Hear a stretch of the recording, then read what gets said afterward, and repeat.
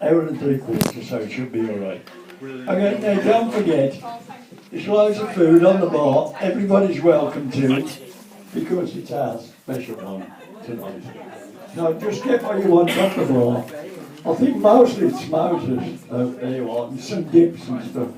I'm going to introduce you to one of our stalwarts. Oh, right. It's a good name, isn't that? Right, Good, excellent. good, yeah. John. John, yeah. He hasn't met his own name. I'm called my, yeah, I get called a lot of things. Right, since it seems to be more of a musical night, I might go on to the guitar. Do you mean plug it in? No, it's alright. It's well, I play, it's better not to hear it. This time I first sang here, actually. About 4 or 5 years ago. Oh, yeah.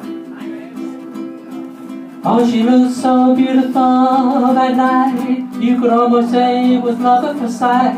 But I don't believe anyone, I'll tell you just why. Everybody's living in life. It's a long way from Wolverhampton to Solihull, 20 odd miles and nothing at all. Lots of people we have nothing to do, but it's all in London, I'm telling you. Nothing doing Warsaw at night. A man's greatest enemy is always his wife. The people who killed Jesus wrote that book, and they never let England win the World Cup. Life is a place near Tower Bridge, but it's also the place where we all live. Fidel Castro was Spanish, he wasn't Cuban. Carmen Miranda was Portuguese, she wasn't Brazilian.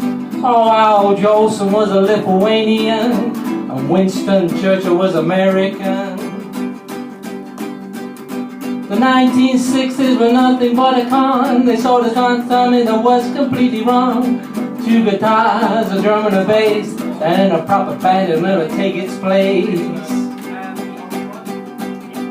Life is a place near Tower Bridge, but it's also the place where we all live. La la la la la. Everybody tells those lies. You don't believe in zombies, do you? I just remembered this verse. You want to take a trip to Willenhall, you'll find it's all true. People round and walking around like the living dead, 'cause there ain't nothing up there, up in the head. Oh, there's nothing new in Warsaw at night. Man's greatest enemy is always his wife. People tell Jesus wrote that book, and I never let England win the World Cup. Anyway, I wrote that about.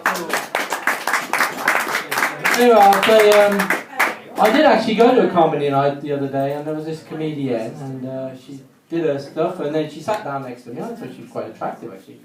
And she chomped away on a crisp, and I said, you were really good, which was a lie, she wasn't really good. Anyway, she totally ignored me, but what I should have said, if I wasn't after her, what I should have said is, you weren't funny at all, really. I mean, you're the sort of person that if you went towards a sea lion with a fresh mackerel, he'd stop clapping, you know? You could, I should have said to her, she hadn't been so attractive, I wouldn't have said that. I should have said to her, you could make a hyena cry, you know what I mean? You're as funny as one of the Marx brothers, Zeppo or Carl, you know? You could make the laughing policeman go silent, you know? But I didn't say any of that. She just carried on chomping away on our crisp, and I thought, well, you know, I was interested in her. She was quite a beautiful looking woman, but I would have given her half an hour, but I wouldn't have stayed around for the breakfast because it would have been probably a 6-pack of Monster Munch, you know what I mean? Anyway, when you do go out with a beautiful woman, it's good and bad. I mean, it's like I have done in the past, a long time ago. But when you do go out with a beautiful woman, it is good and bad. The good part is everyone thinks, wow, what a lucky guy. And the other thing is they look at you, and then I'm Mr. Average, but suddenly I become Mr. Ugly. They think, well, he looks like Tom Selleck's ugly brother or something, or he's got a head that's big as Humpty Dumpty, he looks like he got yellow fever in his teeth. Or you suddenly become the ugliest guy in the world next to that woman, you know? Tyson Fury, I miss Tyson Fury because he fought for England, for Britain, and for fat bastards everywhere. You know? I see a lot of disabled people now, and now they got like electric wheelchairs, which I think is a good thing. But for God's sake, don't give them a gun, because that's how the Daleks started, you know. No, it was sad about Charlie Kirk, you know, getting shot. I mean, I did think it was fairly sad, but and they're looking for who did it, and they blame the Israelis. But I would actually, if you're looking for who killed Kirk, I'd look at the Klingons first. You know what I mean? Anyway, I heard some people were complaining. Did I tell this? Did I tell you about Peter Kay the last time I was there? Didn't I? Well, some people were complaining that they went to see Peter Kay, and they paid a lot of money for the ticket, and they didn't laugh once. Well, it said Peter Kay on the ticket. You know, you're not expected to laugh, are you? If you go to a Peter Kay concert and you laugh, then you know it's not Peter Kay, and you want to phone the police up because the real Peter Kay is tied up somewhere. Anyway, I promise to tell this joke. I don't normally tell old jokes, but I will tell the joke about Mr. Wankbreak, right? Has anyone ever heard about Mr. Wankbreak? No. There was a factory, and this is an old joke, shows how old it is, because it was a factory with a lot of work going on, you know. It was a factory, and always used to shut at 10 o'clock sharp, you know, and the police around in the area knew this. And so the police knew that one night they went past the place, and it was midnight, and somebody was driving out. And the police pulled him over, and they said, "What are you doing?" He said, "Well, I work at that factory."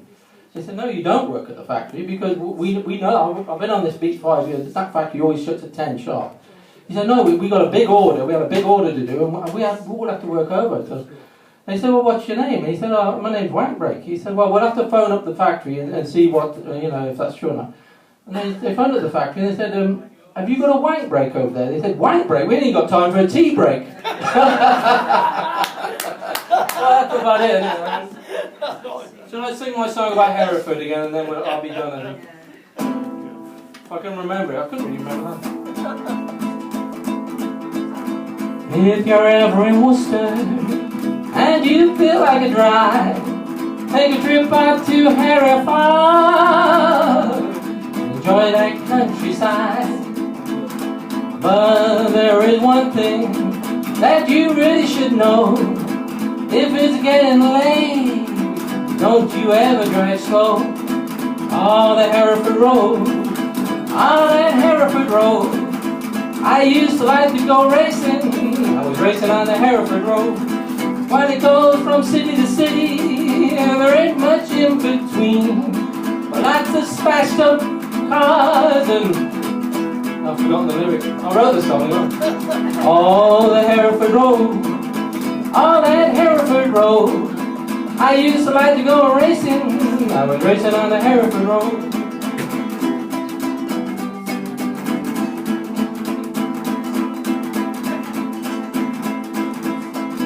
When you go through Lyson, everything seems fine. But things get a little crazy when you cross that county line. Oh, the Hereford Road, oh, that Hereford Road. I used to like to go racing. I was racing on the Hereford Road. I did actually when I was quite young. Well, not that young, I actually had a driving license.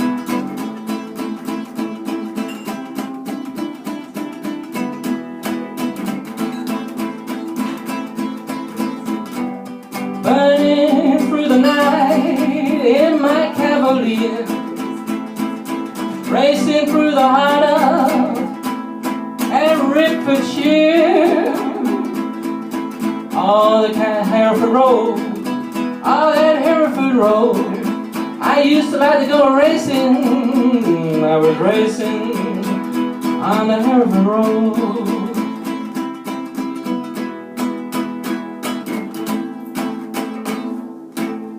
Oh, thank you. I'll leave it short for that. I didn't have much material anyway, to be honest with you.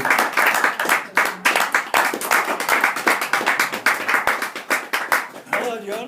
Yeah. John. John. Oh, John. Oh, long time no see. Yeah, long time no see. They're Oh, all many. Johns here. Yeah, well, not all John. The two Johns and the John outside some food.